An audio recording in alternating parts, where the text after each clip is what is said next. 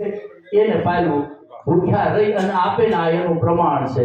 છાતાવડના મસાણમાં બેઠો બેઠો રાજપૂત 3 દિવસના કડાકા થયા હોય સાહેબ, અને ઈ બળેલી ચિતાની માથે પોતાનો ખોરાક શેકી તૈયાર કરી અને ઈ હાથમાં લઈ અને જમવા માટે થઈ અને જેવું પોતે તૈયારી કરે ઈ પેલા અવાજ કરે કે સુધારથી કોઈ કુસારથી દાદો હરપાળદેવ સાહેબ ત્યાં બેઠા છે છાતાવડના પાદરમાં, અને ઈ છાતાવડના મસાણમાં બેઠો બેઠો ઈ રાજપૂત એમ કે કોઈ સુધા પોતે 3 દિવસના ભૂખ્યા છે.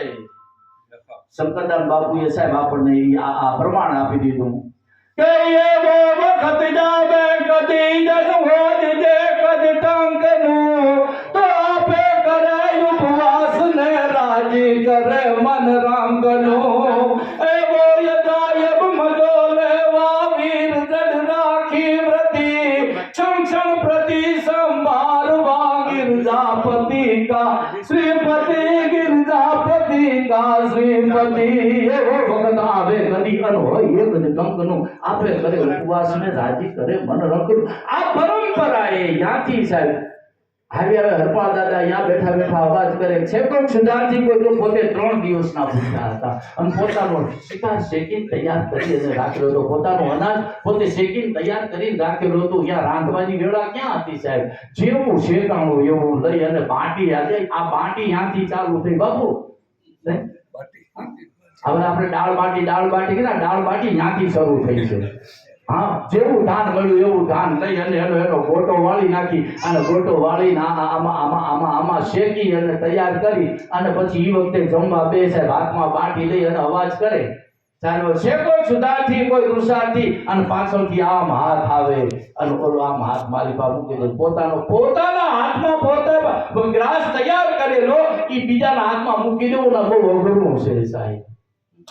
પોતાને દઈ દેવું, પોતે પોતાના માટે તૈયાર કરીને રાખ્યું છે, પોતાને ભૂખ લાગી જ છે પણ ત્યાગ તો કે એની માં જેની મારી પાસે ત્યાગ વૃત્તિ પડી છે ને એની જગતમાં બોલબાલા છે સાહેબ. 2300 ભાદરના તોરણ જો બંધાણા હોય ને તો હરપાળ દાદાની ત્યાગ વૃત્તિના પ્રતાપે બંધાણા સાહેબ. અને ઈ ત્યાગ વૃત્તિ આ છેક સુધી આપણે આમ નામ જોતા હાલ્યા આવી છીએ. હરિરસ એવી જ રીતે દોલત બાપાએ હુકમ કરી અને આપણા માટે હરિરસ તૈયાર કરાવડાવી નાખ્યો. આવો હરિરસ જબરદસ્ત લઈ અને આપણી સામે આપ્યો અને દાદા બાપુએ તો અહીંયા હરિરસના પાઠ કરાવ્યા છે. એક બાજુ લગ્નનું રિસેપ્શન આવતું હોય અને એક બાજુ આપણે અમારો અજબાપુ કાયમ અમારી કાયમ યાદ કરે હોય, ગમે એ જગ્યાએ અજબાપુ યાદ કરે કાયમ માટે. શું કે આ કરવું નહીં, અઘરું છે. આ ઓલા પહોંચી ગયા પછી અમારું હવે અત્યારે તમે બાપુજી આ કહો તો પણ હવે દાદા એ હરિરસ એક કામ કરો તમે આ બધું હરિરસનો પાઠે થાય પણ જેવી રીતે આ આંગણે પાઠ થયો છે ને એવી રીતે કરવો અઘરો છે. હા, દાદા બાપુની આપની 100મી જન્મતિથિ ઉજવવી છે, અમારે બધાને આનંદ કરવો છે, વાત સાચી. પણ હવે તમે એમ કહો છો હરિરસનો પાઠ કરો છે તો કાંઈ વાંધો નહીં, આપણે ઠાકોરજીની જે જગ્યાએ પધરામણી કરેલી છે ઠાકોરજીની બેઠક મૂકેલી છે ઈ પાસે બેસી અને 5 પછી ચારણોને જેને તમારે બોલાવો હોય એને બોલાવી અને ત્યાં હરિરસનો પાઠ કરી નાખો. તમારે હરિરસનો પાઠ કરવો છે ને પણ નો આર્ગ્યુમેન્ટ. એ તો રામના વખતથી હાલ્યું આવે છે, ઝાલામાં નો હોય નો આર્ગ્યુમેન્ટ સાહેબ. એના ઘરે આર્ગ્યુમેન્ટ નો હોય એમ કે આમ કરવાનું છે એટલે કરવાનું. કેમ રામની પાસે એટલા બધા વિકલ્પો નહોતા? ભગવાન રામચંદ્રજી પાસે વિકલ્પો નહોતા સાહેબ. એ કઈ શકતા હતા કે હું નો જાવ એમ, પણ મારા બાપનો આદેશ છે, એ પગલે મારે મૂકવું પડે, એ પગલે મારે હાલવું પડે.